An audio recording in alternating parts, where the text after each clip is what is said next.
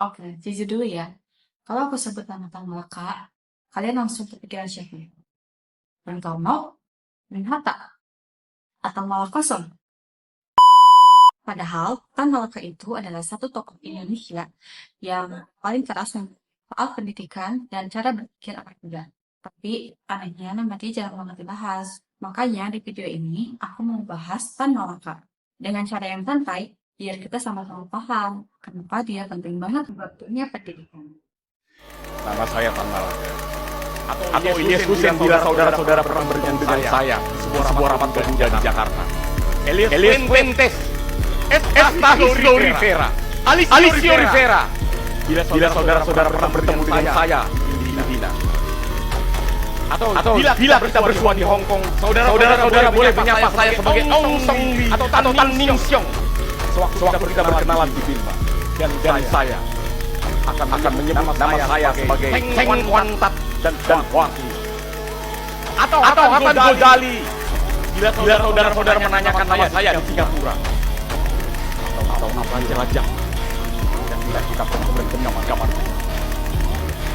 Tiga dari dalam kubur suara saya akan lebih nyaring terdengar. Tan Malaka, tapi di Sumatera Barat, di masa Indonesia masih dijajah.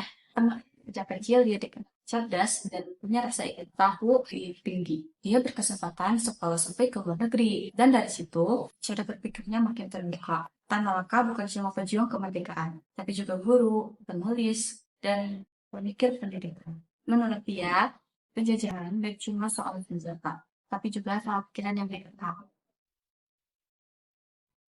Tan Malaka punya pendapat yang berbeda soal pendidikan.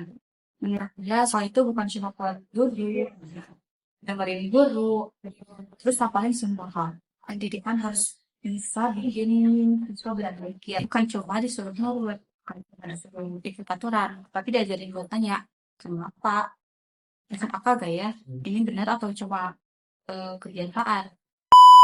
Kalau dipikir-pikir, pemikiran Tan Malaka ini relevan banget buat kita sekarang. Tan Malaka sering kritik sistem pendidikan yang cuma hafalan.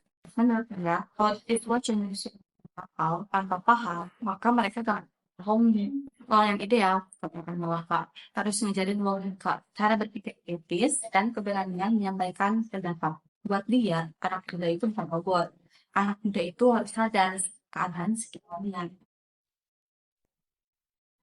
Salah satu karya Tan Malaka yang paling dikenal adalah buku berjudul Madilog. Madilog itu singkatan dari materialisme, dialektika, dan logika.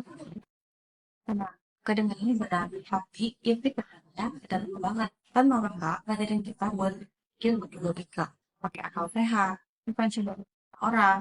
Jangan sekarang, ini tuh penting banget. Soalnya informasi ada di mana-mana, tapi nggak benar. Kan Malaka juga pernah jadi guru. Cara ngajarnya nggak kaku. Dia lebih suka diskusi daripada cuma satu orang. Dia ingin literaturnya berani bertanya, berani beda pendapat. Buat dia, guru itu bukan orang yang paling benar, tapi orang yang tentunya menemukan cara berpikirnya sendiri.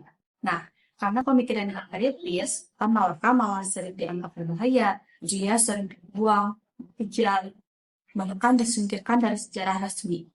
Hidupnya penuh tekanan dan akhirnya pun tragis.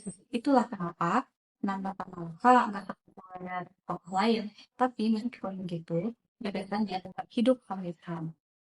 Tan Malaka ngajarin kita bahwa pendidikan itu bukan cuma soal ijazah dan bukan cuma soal ranking. Pendidikan adalah soal pikir, soal bersikap, dan keberanian untuk benar. Kalau anak muda berpikir kritis, ini nggak gampang dikendalikan. Buat kita sebagai Genji, cerita Tan Malaka ini penting banget. Di tengah media sosial, hoax, dan opini yang satu tabrakan, kita harus belajar berpikir dan berpercaya. Gunakan sekolah, internet, dan pendidikan sebagai kesadaran.